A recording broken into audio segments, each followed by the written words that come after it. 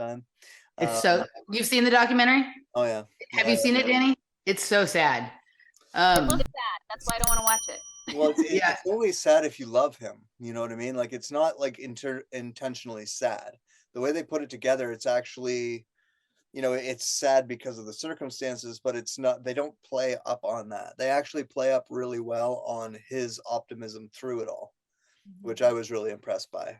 So it's sad if you love him, but you know, that's kind of, he's another one of those examples that walked that line without falling to the dark side, right? So I've always kind of just, you know, programming aside, and you know, it's interesting that both of these men, Bruce Willis and Val Kilmer, have had their voices taken from them, right? Like even Bruce Willis, even though he's had a very different kind of life and career, on some level there's something going on with him that is different than a lot of these other Hollywood people. Both of them basically can't speak now. Wait, what happened to Bruce Willis? I don't know this. Apparently they had to finish his last movie with AI. They had to use big technology to finish his last movie because he couldn't speak through it. He has a condition that he can still think clearly, but he can't send the thing he's thinking to words coming out of his mouth. Specifically vocal cords. Yeah, like he can't, right? It's very, it's pretty weird in almost exactly the same way, but a different condition than sort of what's going on with Val Kilmer. Why do you love Val Kilmer, Jane? Like I said, you know, there are people who kind of got into things or were in things and got out of them, managed to get out of them right at the right moment. And I know that it comes at great personal cost, which is included in his documentary for those who do watch it. But yeah, I guess because I know how hard it is and what it's like, I have a soft spot for it, and he's one of those people. But yeah, it was funny you mentioned the Bruce Willis thing, because I had thought about that with the AI thing, about the fact that they just used that technology to finish his movie, because I guess they were like most of the way done. And so yeah, it's specifically his vocal cords, so he can still mouth the words, but he can't. His vocal cords won't activate when he does. So basically the same as Val Kilmer almost. Val Kilmer speak out a little bit. It's literally like the Little Mermaid. Like his voice has been taken away from him. Yeah. Val Kilmer is like, I can't say that for most of my life, I mean, obviously I was aware he was in movies that I was seeing, but I didn't have like, he was never the person that I was like most attracted to or the one I didn't like. He was kind of there. But then at a certain point, I recognized that there was like a secondary thing going on in his career that now I recognize in other people, where instead of just looking at the roles he played, looked at the overarching arc of his career and the choices he made and the things he was involved with. And there's a message in the overall arc that is far more important than even the individual messages of some of the projects that were meaningful and whatnot. And I really started to become aware of that. Like, I think during the same year I saw The Saint and The Salton Sea. And neither of these are movies that were widely viewed by most people. Like most people who like Val Kilmer have never even heard of these movies unless they're like big fans. But both of those exposed like an amount of chaos in the background of two topics that most people don't understand at all. And the fact that he would choose to play really roles that there's no benefit to him as in his career in playing, but need to be explored and said in a way. And then obviously some of the other roles that he's played that are more commonly known, that are unusual as well. That I realized that this was a different kind of person than most of these other Hollywood actors, and that he's very well aware of all of the things that are near and dear to our heart. And he's trying to do the best to like, handle the topics that he can in the position that he's sort of in. He's from Chatsworth, and all of those, he grew up right around the corner from where I grew up in Chatsworth. And all of those early videos that he made with his brother were in the same area of Chatsworth that I'm discussing all of the time. And apparently which a sinkhole that swallowed 2 cars opened up in today in Chatsworth, in that same general area, right? Maybe I've said enough words now that the earth gave in. But yeah, no, I feel like whatever the thing is, like, and I think this is like a bigger thing than even like saying, oh, it's a part of a project or a program, but whatever that resonance is that I have with Chatsworth that expands out into like this greater understanding of what's going on, that he comes from that same salt of the earth. Like it's the same sort of thing trying to be expressed. He's obviously much better at it in a lot of ways than I am, and artistically and whatever, but I resonate like highly with him that way. And then Bruce Willis, interesting character too, but they seem so different, but there's a similar thing going on. It's not that different, it just plays out differently.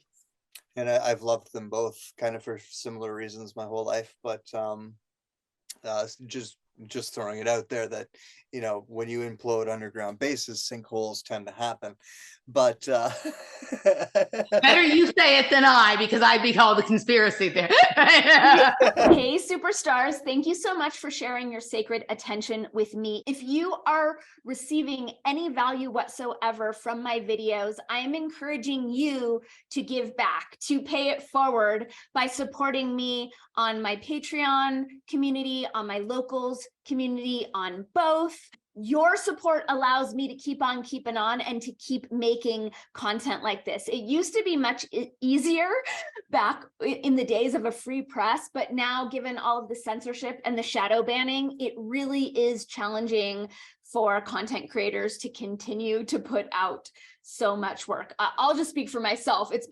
I'm excited for it to be easier for me to continue to put out more content. And the primary way that it can be easier is by you supporting me financially by way of my Patreon and or my locals, where for as little as $5 a month, you get to be my hero and receive oodles of bonus content, and we both get to win. Okay, thank you so much for your support, for your attention, and for being omniscopic amazingness.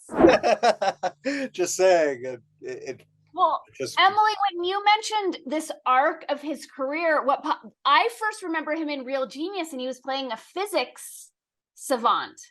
So that's interesting in terms of where he's from and whatnot. And then I got this weird feeling in my chest when I put it together.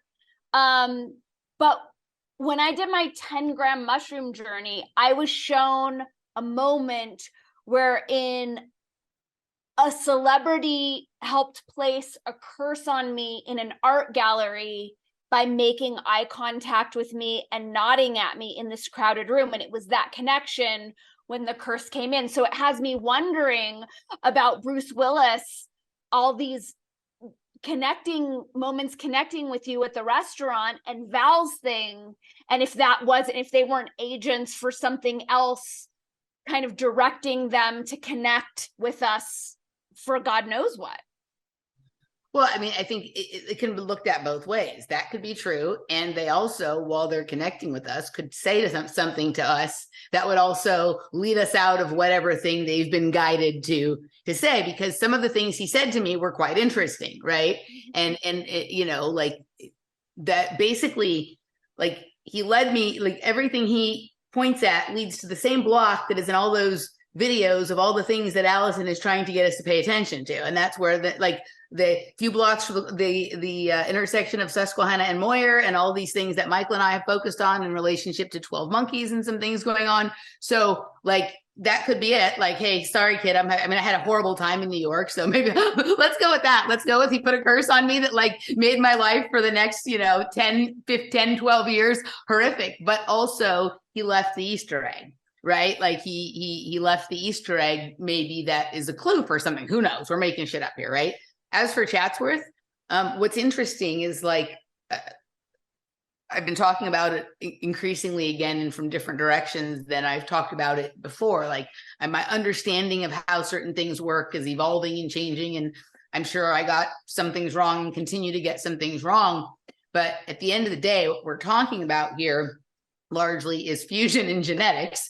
And The Saint was about cold fusion. That's what the movie was about, right? And that's part of what's going on in some of these locations And just in the last couple of weeks, I had talked about this at Robert's thing a couple of years ago, but I've been talking about Twin Peaks a lot with my friends from the Melt because we're about to do some stuff. There's a location that I just discovered recently above that area of Chatsworth called Twin Lakes. Now, I have been for a while, the thing that Robert's talking about, I think it's possible that the storyline narrative around Laura Palmer was loosely inspired by a thing that happened in Chatsworth in 1987.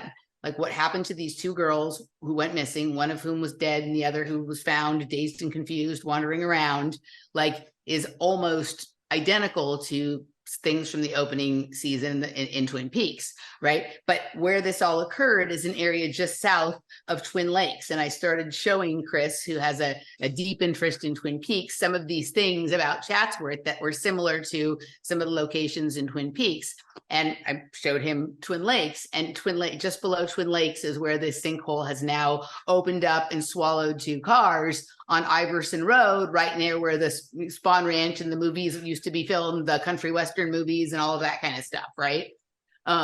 So it's kind of a interest, whether this is just how energy works, and it isn't like, oh, Emily said it, so now we have to do it, right? But when it's time for something, like when something's time has come, it comes and it plays out in a variety of ways. And there's something going on under the ground in Chatsworth that's like a little different than what most people know. And you know, I've heard Chatsworth be talked about a couple of other places now, and I think an amount of attention is due there that it's not gotten before, and this is probably symbolic of that more than anything, right? And I'm sure there's people who know way more shit than me that can help us more than I can. Yeah, everyone wants to look at like Los Angeles or New York, and like that's kind of, you ever heard of this, you don't shit where you eat? You know what I mean? Like that's you probably wouldn't keep the worst of what you were doing right underneath where you sleep, right? You would probably do that kind of stuff somewhere else. So yeah, there's ironically that and the X-Files were done in Vancouver, right? So Twin Peaks. The place I moved out of in Toronto, my roommate had done like drawings of every female character in that show, and as he was putting up all these they're all the same size, all these little frames, Laura Palmer's fell and shattered, but it shattered as if someone shot it, like there was a hole and it just shattered out from there.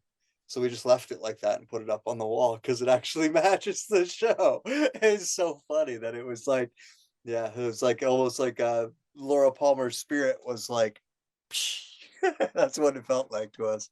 It's funny. We're going to be, I can say it here, I guess. We're going to be doing an interesting exploration of the Twin Peaks, the entire thing, including the diary and the movie and everything like that, over the course of the year this year. And we're going to have Walk with me. People come sit in for episodes that were their favorite to talk about them or whatnot. So Dani, I don't know if I've ever heard you talk about Twin Peaks. I don't know if that was something you were into or watched or not. I'm assuming that you've probably seen it and are, you know, have thoughts about all of that. So if either of you are interested or have like an episode or a storyline in there that you like resonate with, that you'd love to come and join us for the pie and coffee or the whiskey and the cigar, whichever way you have it, right?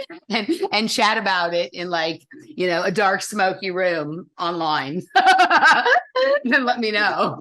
Just finished it like a year ago. Just finished the whole series again, like a year ago with the movie. Us too. Yeah, us too.